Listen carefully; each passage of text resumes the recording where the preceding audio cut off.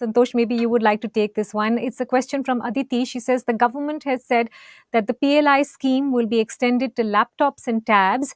Is it a good idea to extend this scheme to other sectors as well? And before you answer, I just want to present a little bit of data, which is this, the ISI in the electronics industry as well, Santosh, was started about 6 years ago. Here's the numbers I have, which is that imports of electronic goods shot up from $32.4 billion to $55.6 billion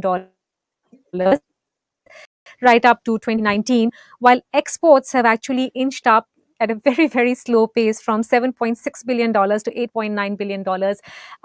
We haven't been able to build, a technology company or a mobile company of really large global scale. Can we do that with a separate industry like laptops and tabs? Thank you, Mitali. Yes, I think this is a good question because India's experience with such incentives hasn't been really good. We had something called the MSIP scheme for electronics, and the uptake wasn't really what up to mark. So, and this is a very expensive way to promote manufacturing by giving capital subsidies and tax incentives and so on. The real challenge is we need to focus on the bottlenecks, which again we go back to skilled labor and land and so on.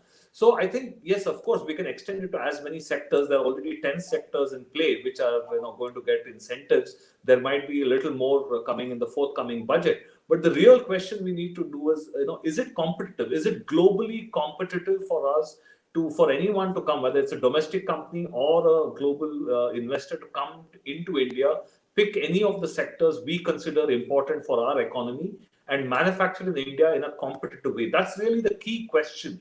Because if we can't give a convincing answer there, then we are just going to sacrifice our economic growth, which is, I think, very important for the sake of political and geopolitical considerations, which have their own place. But in my sense, the priorities need to be clear because in the long term, economic strength is actually the only way you can build up your geopolitical strength.